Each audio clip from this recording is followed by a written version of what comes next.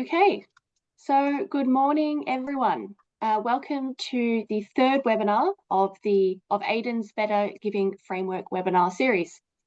So the Better Giving Framework was a document that we put together at the end of last year, start of this year, which compiles all the data, all the thought leadership pieces, the webinars we've had, Philanthropod, our own podcast, reports, conversations we've had, into one document to try and concisely say, what do we think and what has our network helped us to conceive are the best giving principles for international giving in today's sector in one document. So that's a tough task because there's lots of different things you could do, what you could say, resources you can give, but that was our task. And alongside the Better Giving Framework, which may I say at the moment is also a draft, we created an interactive survey, and the survey is a further mechanism we're using so that our network can review the document and say, actually, I agree with guiding principle 1, but I don't really agree with guiding principle 2. Or guiding principle 3 seems like you've got most of the good resources in there, but it would benefit also from having this resource. So that's, again, we're doing an iterative process that we really want our network, that being you, to be a part of. And then in addition to the survey, we've also started or launched a 3-part webinar series. You probably know what that is if you are here. And today we are in webinar 3. So our first webinar, it focused on investing in local leadership, which was guiding principle number 1. Our second, and our guiding principle number 2, trust-based philanthropy. Our second webinar focused on giving with impact and the importance of monitoring and evaluation. And then today's webinar, we're focusing on guiding principle number 3 and 5, which is long-term partnerships, but also focusing on sustainable graduation. And number 5, zooming out, cross-sector collaboration and thinking about the wider sectoral systems in which development takes place and how to interact with other sectors and other organizations. So the Better Giving Framework, we've been really excited and pumped about how much interaction we've had thus far. We've had a lot of responses to the survey. We've had just under 100 attendees for each of the webinars, which is fantastic. We were also a little bit, it was quite timely in the sense that we put this together at the end of last year. We published it in January, and lo and behold, at the end of January, we saw the worst aid cuts we've seen pretty much since aid and development appeared in its contemporary form in the post-war period. Since then, we've seen other major aid cuts all around the world. So in this context, obviously, the Better Giving Framework is about how to give in the best way, and that couldn't be more important right now, because if there's limited funds being distributed across the world for important causes, how we do it effectively, inclusively, making sure it gets to the right people, making sure it's done in the best way is so important. So yeah, we're really excited to have you here and to share these learnings. And today we have a really outstanding panel, as we did for webinar 1 and 2. So I'm going to introduce my co-chair, Mark, and then he is going to introduce our incredible panel, which is Andy Bryant, Gail Dayton, Wei Yo, and Audette Excel. And I'd just like to remind everyone that if you have questions, then we will address them at the end. So you can put them in the chat function. That would be great, and we will note them down. So thanks, Mark. Do you want to take over? Thanks, Hannah, and well done for looking bright and breezy at 1 a.m. in London, I think. Yes. Okay, good on you. So look, my brief introduction, I left the world of finance in 2003 and needed to find something to do. One day I rang the founder of a school in Tanzania who was in the schoolyard at that time, became a supporter of that school, became involved with that school, and that was the start of my journey into international philanthropy. Over the years, we've donated to big, we've donated to small, but importantly, some of those partners from 20 years ago are still with us. So I guess that means that I am a believer in guiding principle 3, partner for the long term. I also believe in graduation, but just not in every single case. So let's run around the rest of the panel for some brief introductions. Andy Bryant in Tanzania at 3 a.m. in the morning. Andy, good morning. Yeah, good morning, good evening. Hey, everyone. Uh, yeah, Andy Bryant for Segal Family Foundation, which you might be able to tell, we're an American-founded funder focusing on Sub-Saharan Africa. Some somewhat interesting facts about me and my work. I'm a quarter Aussie. My grandmother grew up in Footscray. Number two, before I became a funder, I was a grantee of Segal Family Foundation, way back when I was doing microfinance work in Tanzania a couple decades ago. And we all know that former doers make the best donors. Um, Fact three, related to long-standing partnerships. Segal Family Foundation funds a lot of orgs for a long time. In the 15 years since I joined SFF, we funded 500 plus orgs with an average duration of 6 years. My quick math says that we funded 3,000 years of grants, which I don't feel that old. But we've certainly made hundreds, if not thousands, of really wise decisions and probably nearly as many dumb ones over the years. So I think I have a lot of experience to bring to this long-standing, long-term partnership discussion. Fact number four, yeah, 3 a.m. here in Tanzania. I thought this was going to be a call from New Jersey, but the fact that we're doing this at 3 a.m. tells me that I'm crazy enough to be part Aussie. I think that proves my bona fides. Last fact, I'm honored to be here. I love chopping it up with the Aussie crowd. I really appreciate you having me. Thank you. Great, thanks, Andy. If you want to hear more about Andy as well, there is an episode of Philanthropod that you can download to hear Andy interviewed by Anuba Rawat. Gail Dayton of Israel, over to you for a brief introduction. Hi everybody, good morning, or good evening, wherever you are in the world. I'm coming to you from sunny, overcast Vanuatu. So I'm currently the IsraAid country director here in Vanuatu, but I have vast experience in the development international emergency response space. I've been working the past 15 years in Sub-Saharan Africa and working on different projects. I'm representing IsraAid today, but have knowledge from many other organizations in that space, working in longer term development programming as well as emergency humanitarian responses on the ground. So I'm very pleased to be with you. I'm representing on behalf of another team member who was unable to join today, but thank you so much for the invitation, and I really look forward to the discussion, especially as it affects us as implementers, and to be able to share with you and with you all from the viewpoint of a development agency or a humanitarian response agency in the mix with listening to the donors. So thank you so much. Great, thank you, Gail. Wei Yo, founder of OIC Cambodia, Umbo, and author of that controversial book, Redundant Charities, and a father of a 3-month-old baby. Wei, over to you. Yeah, I was just about to say I feel really sheepish about hopping on the call 20 minutes ago and complaining about feeling tired. And then Hannah and Andy are just quietly nodding at 1 and 3 a.m. over there. But I guess my excuse is because we do have a 3-month-old baby, I'm constantly feel like it's 3 a.m. So apologies for limited brain capacity. My background is a physiotherapist. I was probably a very doomed physiotherapist, a very ineffective one. And then I did what many people would have done in the same situation, which is pack up all my stuff and put it in storage and go traveling for 2 years in mostly Asia. My great grandparents are actually from China. My parents are from Malaysia. So I started to explore those countries and also open up my world to what life was really like for most people, having grown up in a little bubble in Sydney, where I'm now based. And that led to living overseas for those 2 years and then spending a bit of time in China, a bit of time in Cambodia in the development sector, and flirting with charities and social enterprises and different forms. And I guess sort of struggling to see how we could overcome some of these really difficult challenges that we're all trying to face, and experimenting with different types of forms of enterprises. And then coming back and writing this book in 2023, it got published, which is this one here, if that blurring thing, let me get it back to yeah, there we go, Redundant Charities.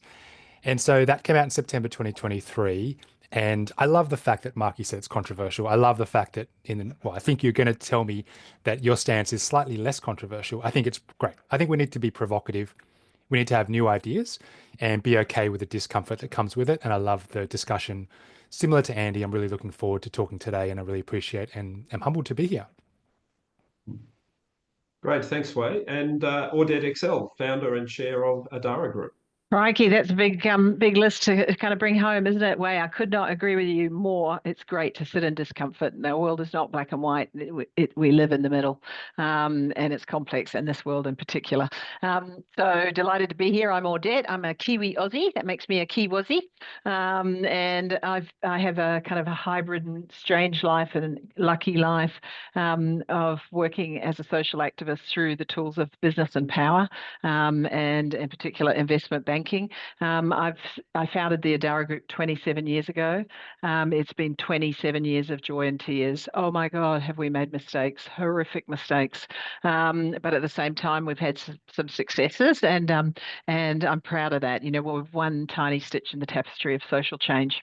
And in terms of where Adara is as an organisation, we work in two areas of total focus. We're 100 miles deep, if you like, in these two areas. The first is care to small and sick babies and their mums in low resource settings, places without electricity supply. So Adara Newborn is kind of an anchor for maternal newborn health in Uganda and more widely along the East Coast, and 27 years of doing that beautiful work. There we've got hundreds on the ground in Uganda. And then the other area of specialty for us is really remote community development, particularly child protected education. So our most remote school in the world, a child protected school, is 25 days walk from the nearest road, right up on the Nepali-Tibetan border. So the work is beautiful. We work with glorious people who inspire me every single day. We're 27 years in. Final thing to know about Adara and me, our funding model, to Wei's point about busting up traditional models and thinking outside of silos and being prepared to sit in discomfort. So our funding model is a hybrid model. When I set Adara up, I built effectively a corporate advice investment bank into the organisation as the little engine that could fund her. And so our businesses fund all our core support, all our admin costs, and all the stuff that emergency stuff that donors don't fund, and our donors fund all our on the work program costs. So we're $80 million into the work, with many hundreds of thousands of people served directly, and many more through the scale and the knowledge sharing. But of that 80 million, nearly 30 of it's come from my business. So we kind of sit, so SDG 17, Partnership for the Goals, Better Giving Framework, we're going to talk about today, number 5. My favorite SDG, working cross silo and cross sector. So that's me. Great, thanks very much, Audette, and everyone on the panel. Let's dive straight in. Although, firstly, on behalf of Hannah, myself, Aidan, and everyone on the call today, I'll begin by acknowledging the traditional owners of the various lands on which we meet today. For me, it's the Wurundjeri people of the Kulin Nation. I've no doubt it's numerous lands right across Australia and indeed internationally. I'd also like to pay my respects to elders past and present. So allow me first to set the scene with a brief introduction of the two guiding principles that we're going to discuss today. Partnering for the long term, but also planning for sustainable graduation. At AIDN, we believe that investing in long-term partnerships is key. That means moving away from project-based or transactional funding to longer-term and trusted relationships. It might mean more than just a monetary grant. It could involve introductions to wider networks, capacity building, organisational support, or even access to technical expertise. A long-term partnership can mean that eventually the doer may scale beyond the giver's typical partner size and then graduate, either to larger or later scale funders or to a market-based or even government-based adoption. On the other hand, it's also important to realise that the goal is not to create a long-term dependency on external or foreign funding. The recent slashing of funding by USAID may be the best, or perhaps we'd say could be the worst example of this. Our second principle for discussion today is cross-sector collaboration and partnerships. Traditionally, our sectors have been operating very discreetly within society, each with our own principles, goals, metrics, drivers. However, as the issues facing a world have become increasingly urgent and global in nature, think COVID, think climate change, it's become clear that there's a need to foster and deepen cross-sector collaborations and partnerships, both on the international development side and the philanthropy that relates to that.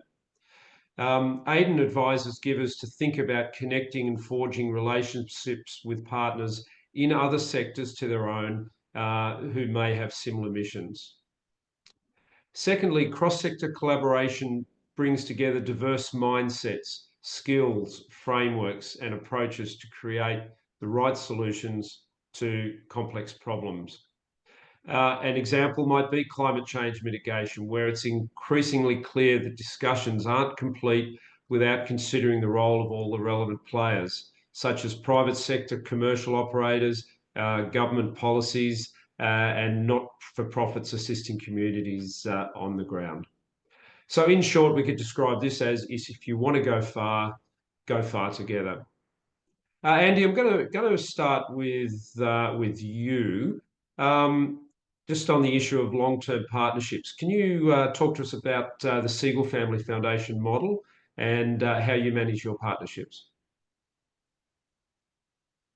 Rookie error. Sorry, I was on mute. Thanks, Mark. Yeah, so our model is pretty straightforward, actually, and we identify, nurture, and promote local visionaries across sub-Saharan Africa. And it's because we hone so closely and believe so strongly in guiding principle number one in the framework, which is those closest to the problem have the best solutions. I think that's really elegant and in its brevity and clarity. And that's our whole reason for being, is investing in local leadership. I think when it comes to what's unique about how we partner with our grantees, I'm not sure we do anything particularly unique, but we are, especially in the last few years, really obsessed with transparency. I think we've come through a lot of hard knocks and mistakes and blood, sweat, and tears to have realized we have to set accurate expectations with our potential and current grantees. So we've realized we needed to publish as much of our model on our website as we can document. This includes the profile of the grantees we're looking for, our grant making process, our partner journey, sort of the arc we hope to see partners take over the years we're with them. Clear communication on what we expect from our grantees and what they can expect from us during this funding journey is it's going to deepen trust. It's going to increase mutual accountability and contributes to stronger relationships, not only with the communities that we support, but also the communities that they serve, the organizations we support. So, and the simple goal on this journey is to see that our grantee partners grow bigger, faster, stronger, healthier organizations, increasing their social impact, and ideally, and this comes to the exit piece, ideally be in a position to sustain their efforts long after our support ceases. So that's sort of our model in a nutshell. So if we're talking long-term partnerships, Andy, how long-term might your partnerships be typically, if there is such a thing as a typical length? Yeah, our grantee partnerships typically run about 8 years. And that is a bit more concretized in recent years than it had been, when I would say our grantee partnerships ran indefinitely, and that was a place in which we erred, certainly in the past. Over this sort of 8-year journey, we kind of expect to contribute to an org growing from small to big. And in very simple terms, just to kind of visualize this, we're talking about taking an org with revenue of maybe 100,000 USD per year to 2 million. From a team of well-intentioned volunteers supporting one visionary leader, to a professionally trained deep bench of exemplary leaders who share thought leadership and decision-making and power.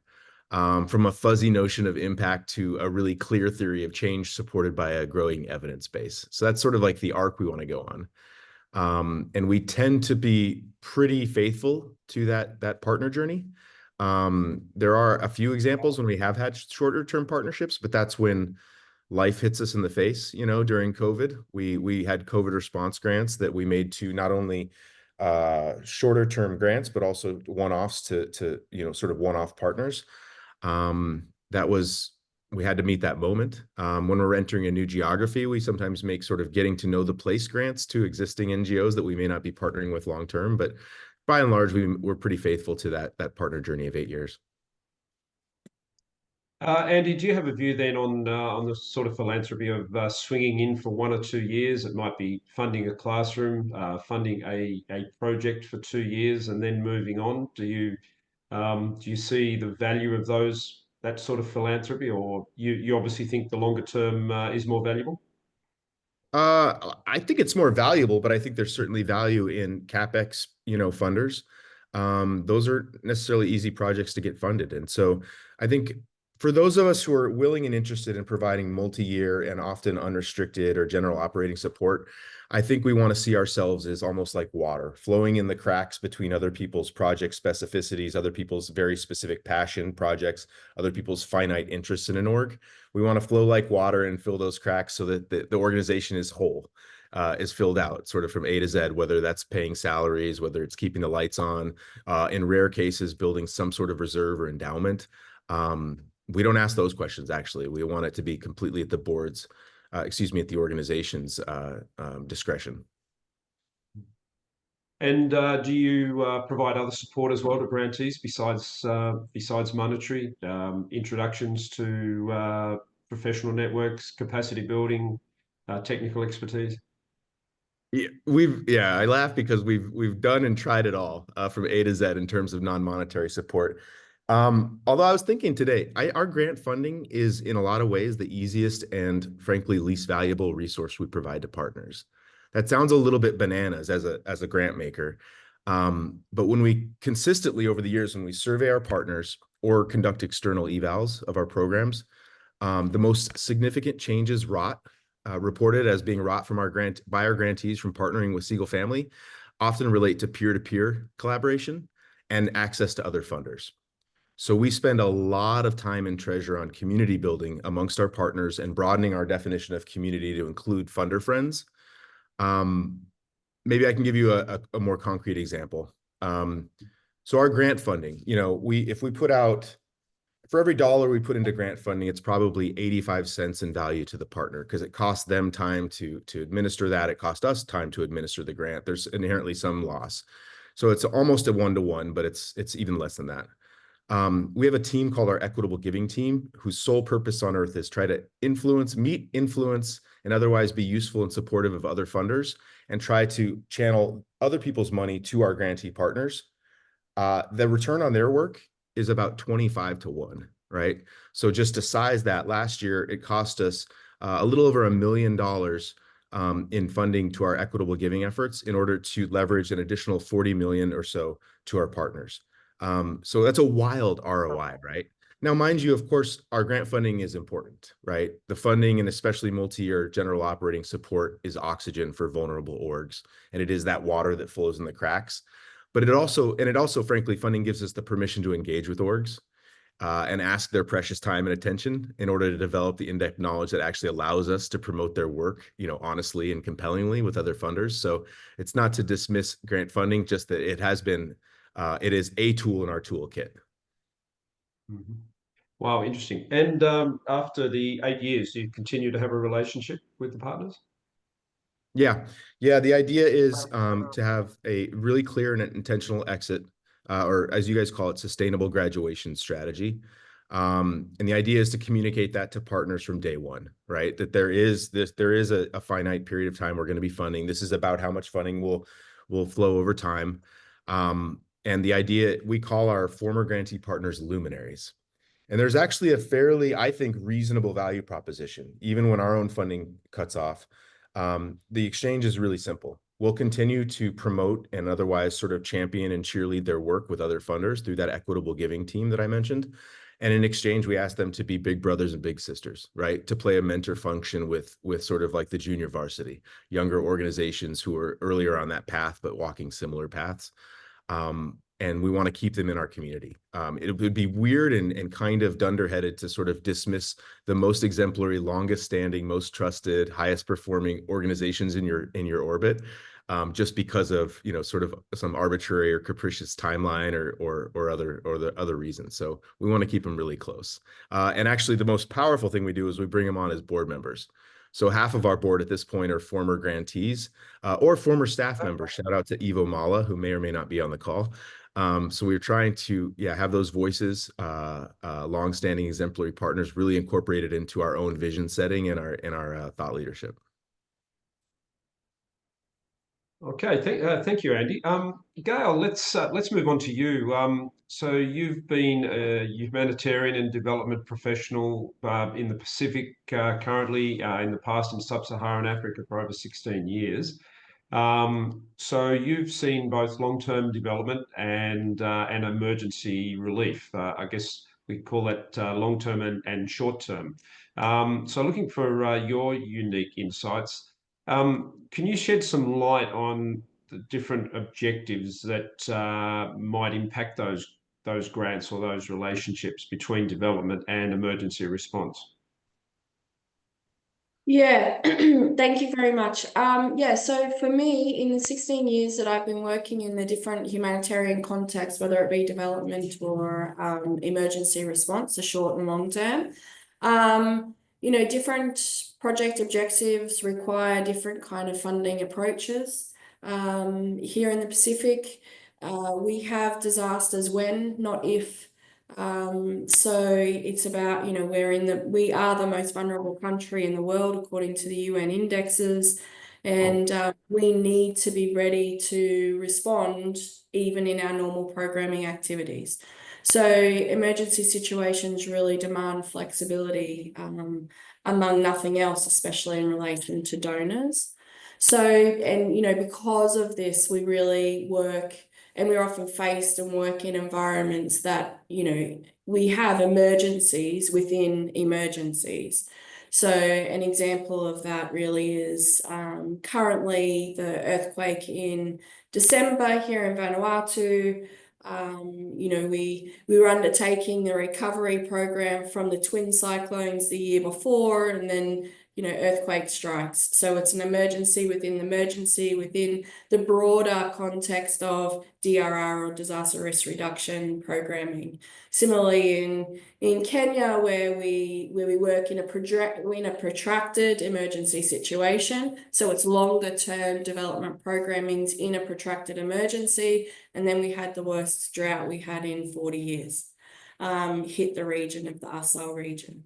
So it's really important for us. And there's another example, I suppose you could say, in Guatemala, with the things that are changing there now, with the migration being exacerbated now because of the changes in policy that's happening in the US. So the thing for me is it's really crucial that to understand that also emergencies also exacerbate or expose some existing vulnerabilities that already exist in communities rather than creating new problems themselves.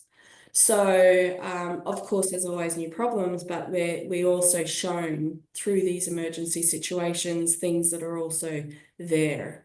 So I suppose for me, focusing on hard-hitting communities where we can address the underlying issues that have been exacerbated by crisis is really important.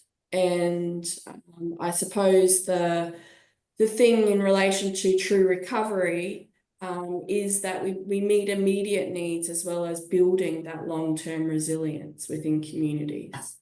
So that's really the context and the reasons, or the precise reason why long-term partnerships, really remain relevant even in those emergency situations. That flexibility in donor funding and those sorts of things, and having that trust base is so important. Yeah. Yeah. So picking up from what you're saying about almost being emergency on emergency, do I take it that you'll be working with a partner on one emergency and you'll be working with that same partner on the next emergency, even though it's a very different nature? So Yeah, okay, Yeah, that's so a lot. Yeah. so we work with communities. We work and empower communities, and that's the focus of how we do. We do a lot of our, I mean, without boring everybody with the intimate details of all of our programming, but we work in water, sanitation, hygiene, nutrition, health, and protection. So child protection, GBV, and mental health, psychosocial support. So we work with communities through government and at the grassroots in relation to their preparedness and resilience to be ready for the next disaster, because as I said, it's if not when. But at the same time, then building their resilience in relation to getting things in place at the time. So when you're working with one community to prepare them with the skill sets just for their own personal and private development, you're also preparing them for the next disaster that is happening. And then when disaster hits, yes, you're working within the same community or within communities that are being more broadly affected by that emergency. So our recovery program currently, we're working with communities that we weren't working necessarily in our longer term development or resilience building strategy, but now we're working with them in their recovery and picking up the resilience building for preparedness for the next disaster. Yeah. And of course, the thing for us is that, you know, we have to have partnerships with donors that really allow us to work in this emergency development continuum without like breaking any of our programming. So that's really, really important to have that kind of flexibility in relation to how our money is coming in from donors, and it be trustworthy, and that the donors really trust us, that we have the best interest of community in everything that we do, and as a centre of everything that we do. Yeah, and is it important that you set expectations early on about how long the relationship might last for? Absolutely. Entry and exit for us is paramount to our process. So it's critical for us to ensure that when we are designing programs, that we have community involved from the outset. Ownership is pretty much everything when it comes to us. And of course, planning around ensuring that we have a good strategy for sustainable solutions so that community can maintain all of the things that we're trying to do for them or with them at the end of the day when we exit. And exit could be in 12 months, could be in 18 months. It depends on the criteria in relation to the graduation of moving them from, and then of course moving not just then out of here, but we move into the next community who are willing to or wanting us to provide sort of the services. So it's really, really key to have, you know, a very, very good entry strategy, as well as having the exit always in mind at the end of the day. Right, thanks very much, Gail. Wei, we'll move on to yourself as the author of Redundant Charities. You argue that it's high time that international charities start to actively think of themselves as temporary, embedding strategies to make themselves redundant in their own operations. I guess that's at the heart of our guiding principle 3, which is focus on fostering long-term partnerships, but also not creating long-term dependency on external funding. Can you tell us a bit more about your book and maybe even some specific examples of where you've seen that dependency emerge? Yeah, thanks, Mark. I really think that in this time we're facing funding cuts all over the world, and I imagine most people in the audience and the panel are feeling a sort of sense of loss. There's a sort of a loss of control because all this stuff is happening to us, and it's not the world that we want to see. And so I just want to make it very clear from the outset, despite my view of charities, I'm not celebrating at all with these cuts, but I do think that potentially one of the things that we can do to make ourselves feel better is to focus on what we can control. You probably all know the focus on the why, the how, and the what, which is the Simon Sinek model. And I feel like in this sector, we do talk a lot about why. We talk about our purpose. We talk about what quite a lot. These are the programs that we do. But I feel like that how, the middle piece, gets missed quite a lot. And so the book really argues that, I think you summed it up perfectly, Mark, that charities need to see that they are temporary and the impact that they can have within a community is temporary. And therefore, we need to redefine success of a charity's interaction with the community by looking not just at that temporary time frame, 5 to 10 years, but what happens next, and what happens after for all of eternity.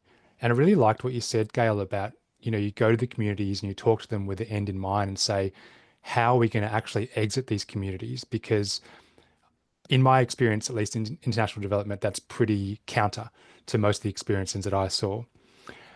I mean, you asked about the external dependency examples, Mark. I think we can all come up with many, many examples, but there's this one that came to mind from when I lived in Cambodia for 5 years. So the Cambodian government decided to fill in a lake, a very, very large lake that I actually first visited as a backpacker in 2006, I think.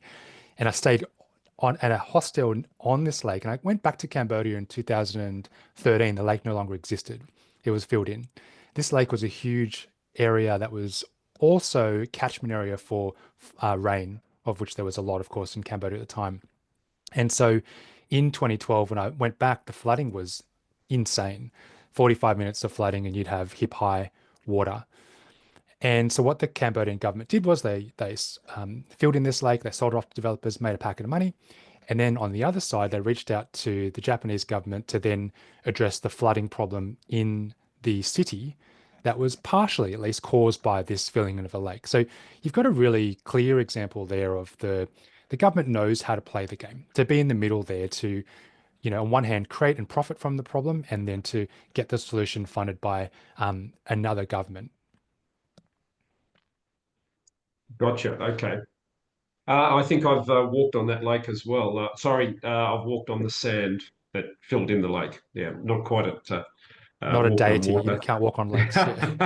Absolutely not. Sometimes funders might think that they are, but no, definitely not.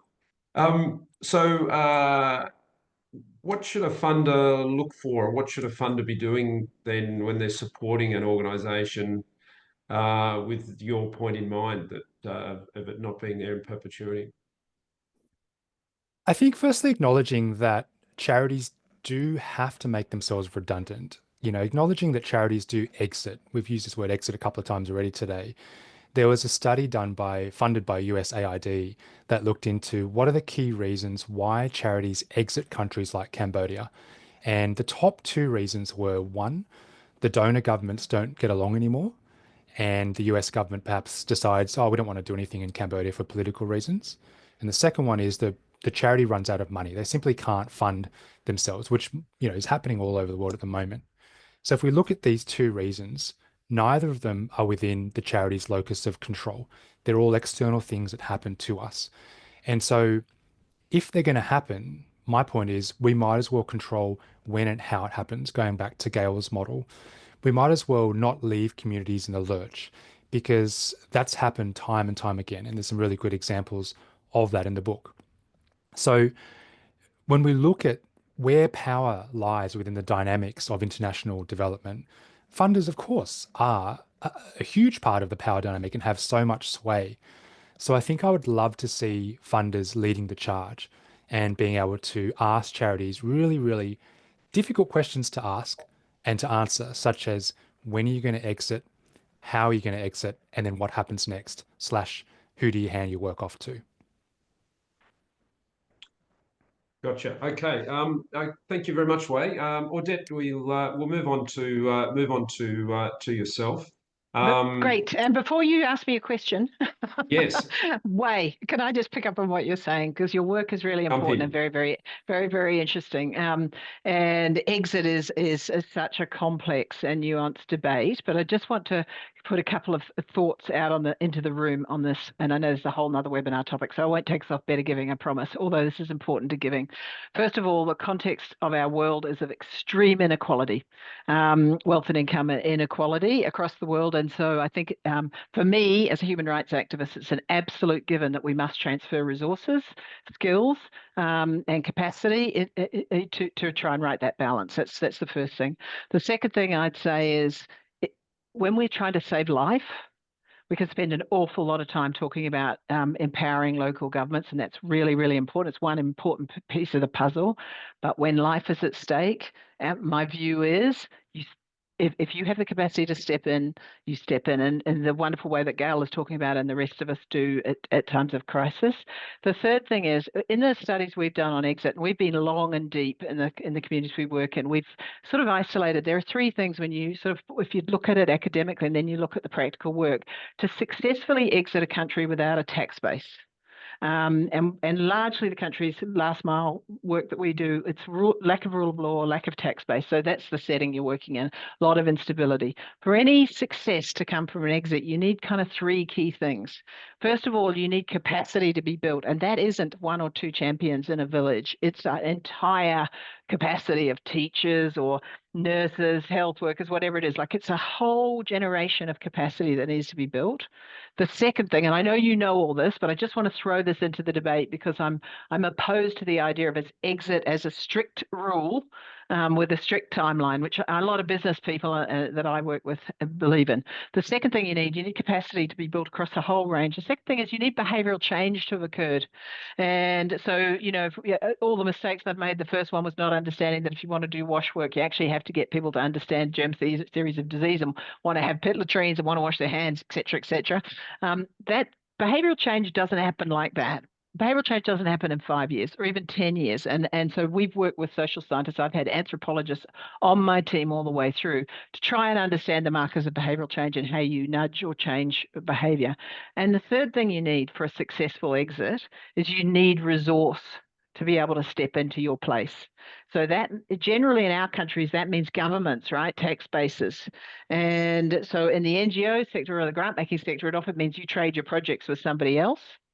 But one thing that I think we need to understand is this is very complex, right? To exit without those three things. If you want to exit and ensure that even if the highway turns into a dirt road, the work still happens. You need those three things. So that's to me, and I'm sure you've or I'm guessing you feel the same about this, but this is a nuanced debate when you're doing last mile and you're doing it remote.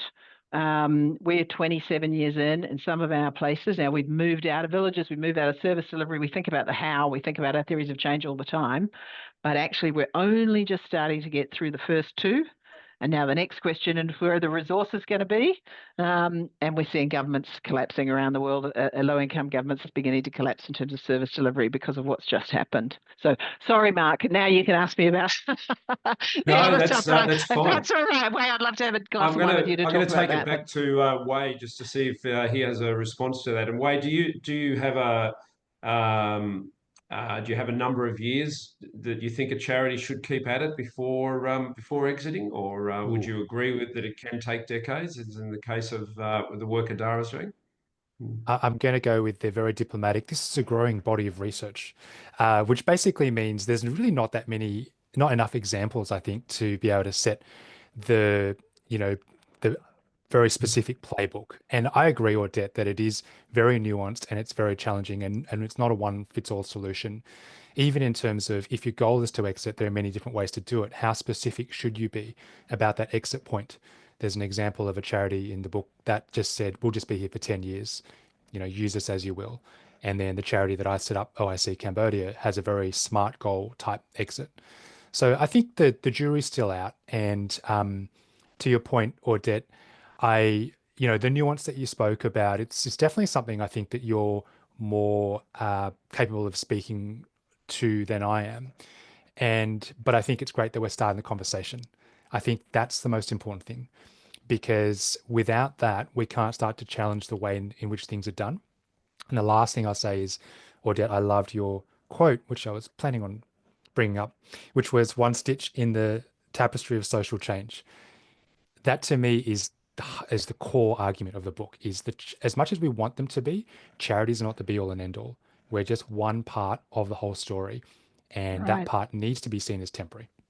Right, I totally agree with that. And you raise a really important point. So if we move into cross-sector partnerships, power.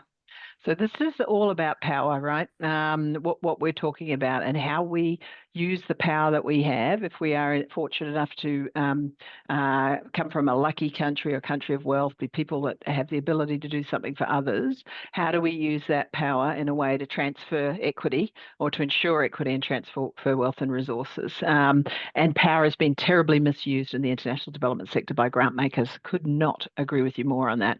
Love the way that Andy talks about the work that they do and the way that they think about it. So if I think about cross-sector partnerships, that's your question for me, Mark, right? If we move into that, I get my soapbox about partnership for the goals.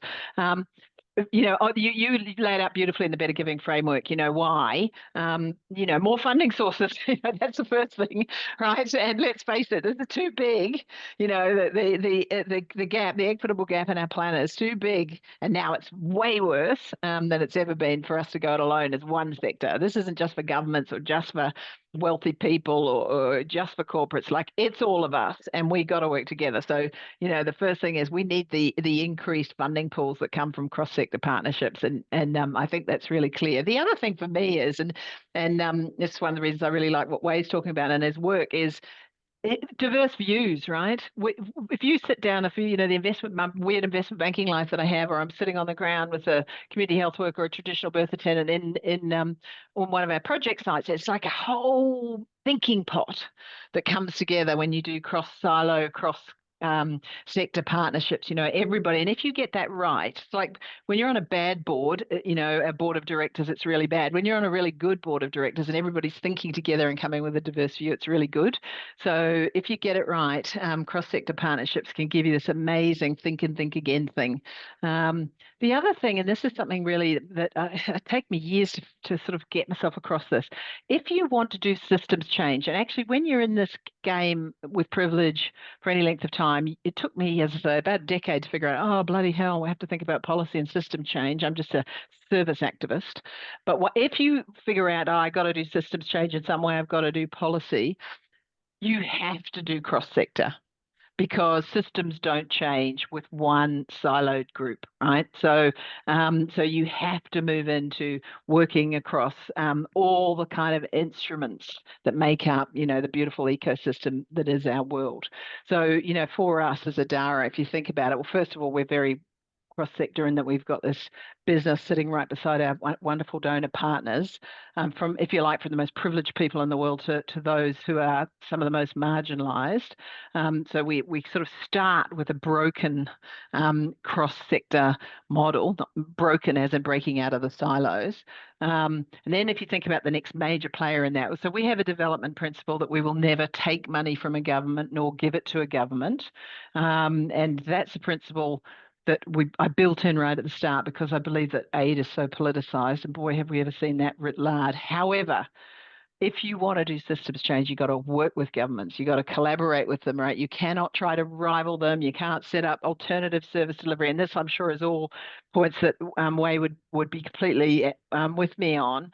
You've got to work into the structure and the system if you are going to actually create any systems change or long-term sustainability. And sort of adding to the kind of metaphor of such in the tapestry of social change, it's a jigsaw puzzle, right? If we want to change our planet, right, it's a jigsaw puzzle, and all the pieces look slightly different. But for us, anyway, at ADARA, we need every piece in that jigsaw. So that's been academic partnerships, University of Washington, Makerere University, it's been health partners, PATH, amazing medical technologists, Seattle Children's Hospital, donors from across the world. Oh, we love it and respect them every day, from ordinary, wonderful people who just find out about us, want to help us, all the way up to the big grant makers and the corporates. All of it for us, that jigsaw has sort of enhanced our quality of work. It's helped us think and helped us think again, if you're capable of listening. And it's helped our scale without question, moving from not-for-profit settings into government settings or public settings. And so that the sort of the beautiful collaboration that comes if you can get it right through all the complexity. Like, it's awesome. However, for us, I just also want to say it was 10 years down the track at least before I began to, and the teams, getting the people around me who knew more than I did about this before we even began to think like that. To start with, it was just, oh my God, let's go save life. So it's a long process. But anyway, that's how I think about. Can I ask you then, so when you've got academics where some might say they're not close enough to what's happening on the ground, you've got you're in the finance world very much with Adara. Guys, probably like me, who said, well, we know everything because we're in the finance world. Do you find it a challenge to manage all?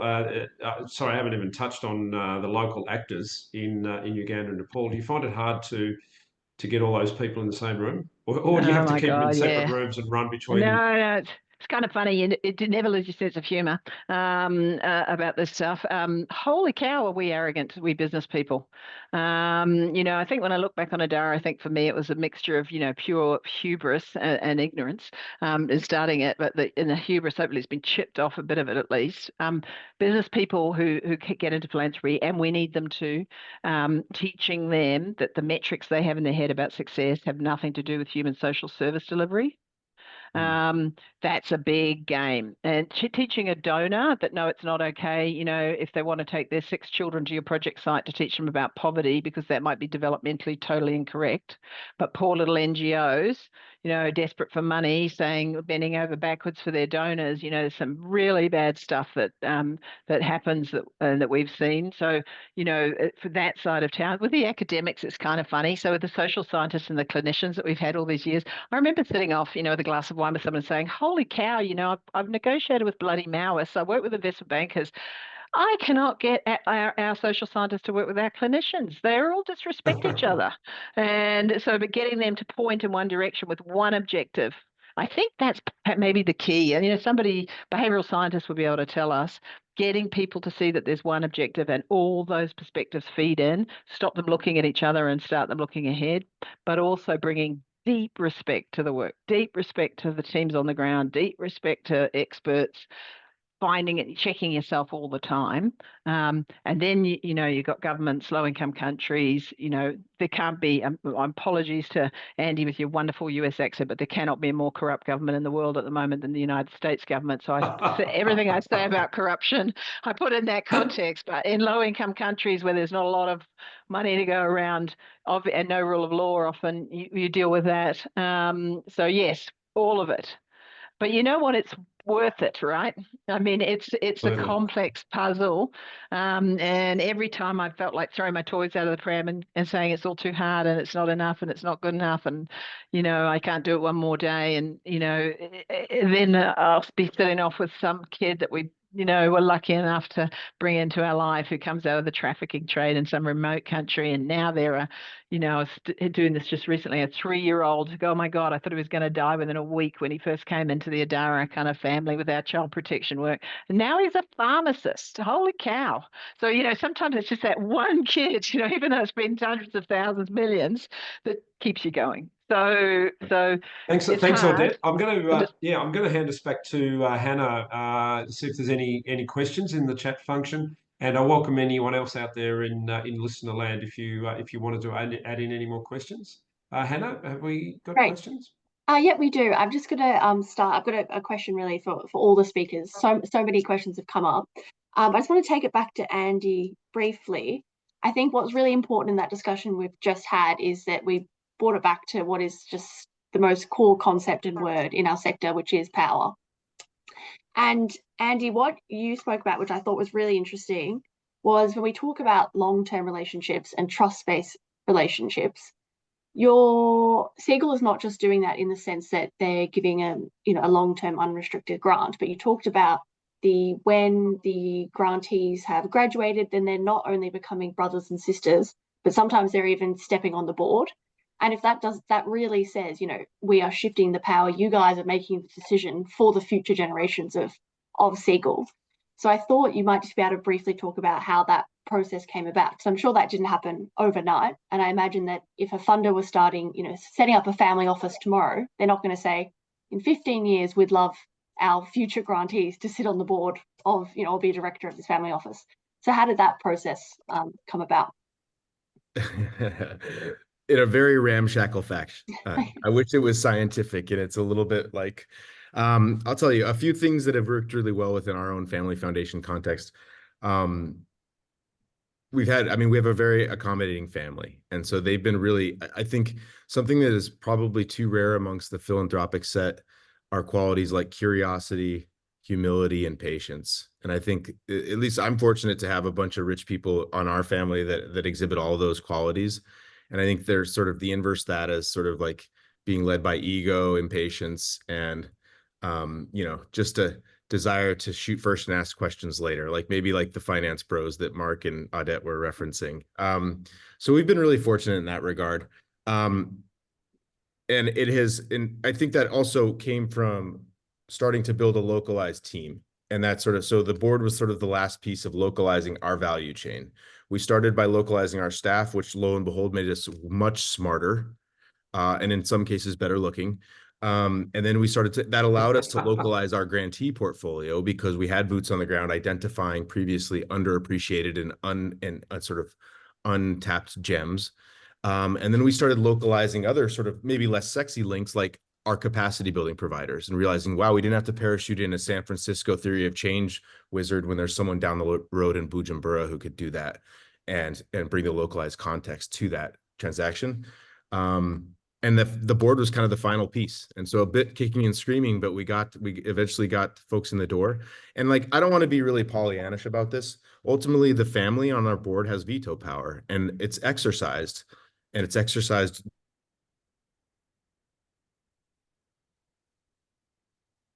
Oh, I think we just lost Andy. Well, on an important point too. Yes, I think he was just vetoed by the family, was he? No, I think you're probably right. Well, that could be the end of Andy's participation in the chat. well, I had a quick question for Gail, and this is bringing it together with Audette's work. I thought Audette did a great job of explaining, the importance of cross-sector collaboration, different resources, mindsets, hopefully more funding in the end. And when you spoke, Gail, you did a really fantastic job of explaining how even emergency response, we don't need short-term funding. I mean, if that's the only option, then great, but emergency funding is in a wider system. It exposes long-term issues, long-term vulnerabilities, so it has to also, ideally, would be long-term. Can you speak a little bit to also, in addition to emergency response needing to be long-term, how is it being cross-sector? How is cross-sector collaboration also helpful in emergency response?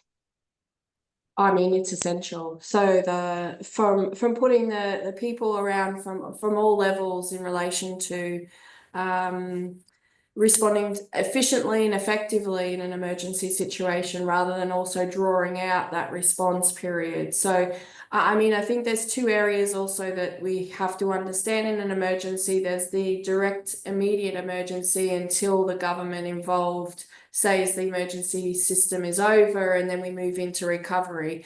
But for us, that recovery phase is also part of the initial emergency, right? So it's not a longer the resilience, but we have to bring everybody into the party. It can't be siloed, similar to what Audette said. Like, I mean, for us, even in our programming, we're not siloed. So everything has to be collaborative across the board, from donors, government, community, and the other stakeholders and actors like us and other people in this landscape, working together and collaboratively so that we can do and provide the best that we can to communities, whatever it is that they need, whether it be hard, whether it be soft. And I say hard or soft from an infrastructure perspective, and into the soft behavior change sort of components, and then working collaboratively around that and making sustainable change and improvements for community, so that when this current emergency has passed, we're not in the same boat again at the next emergency, right? Yep. So we can't do a quick fix and put a band-aid on things. Yes, we need to get water to community straight away. I get that. But then how do we make sure that they have water for the next emergency? What do we need to put in place so that so that the next emergency we're not back to square one again, or that the community have the skill set so that, yes, if their guttering for their rainwater harvesting project is blown off in this cyclone, they have the skill set to be able to put that back on without calling on everybody else to come back to help them. So, and we need to have a space. And I think it's really important to have this collective space. And that's one of the reasons the AIDN is so important, where you're bringing all of the actors together. We're all having a voice, we're sharing our experiences, and we are trying to really de-silo this thing and put that puzzle together.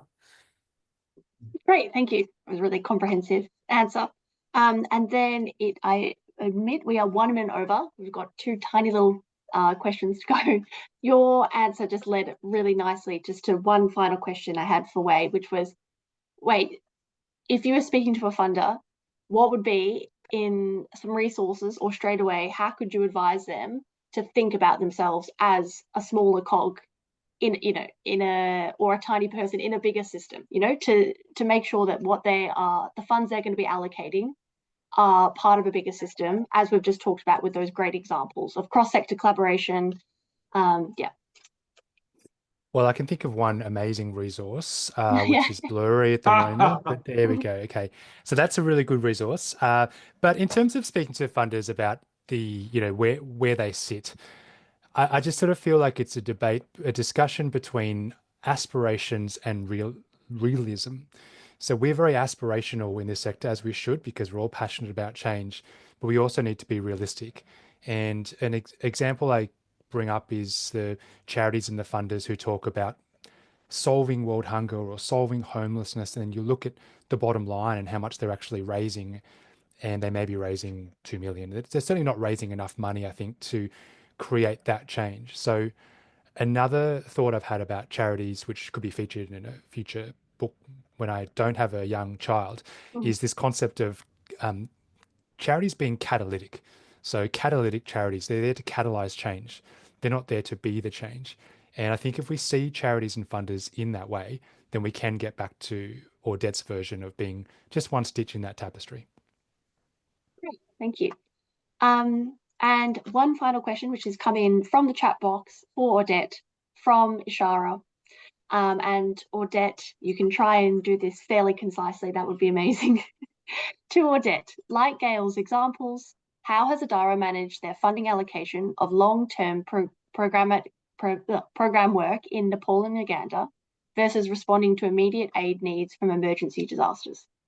Okay, I'm going to answer that really quickly because I actually think we should give Andy the last word. Segs is about 3 o'clock in the morning and he just lost his internet connection and then had the courage to come back. Okay, so we have had some major catastrophes, COVID, Nepali earthquake, Ebola, multiple times, and now this with USAID. What we try to do is we try to figure out what the tools are in our toolkit.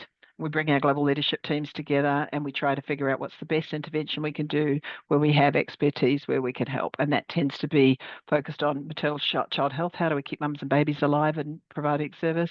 And how do we keep kids educated? That's where our focus goes when catastrophes happen. And we raise additional pools of funds to do that emergency response. So quick answer so that if you can we can give Andy the last word.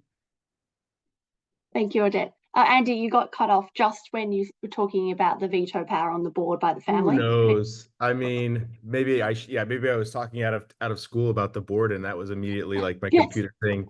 Keep your job. No, I appreciate your time. I have no idea where I was at. I'm good. Okay. Okay. Well, on that note, we'll wrap up. So a huge thank you to my co-chair Mark, and obviously to this outstanding group of panelists. We've got Gail, Andy, Wei, and Odette. We really thank you for your time, some amazing insights, and to all our participants who are hanging on still, which is fantastic. And as I mentioned, the Better Giving Framework, we've designed it to be iterative, a process that we want your inputs. So after these webinars, we'll be sharing the survey again, getting more feedback, and then we're putting together the final version. So make sure you get in there on time. So thank you, everyone. Thanks, Hannah. Thanks, everyone. Thanks, everybody. Thanks, everyone. Thank you. Bye.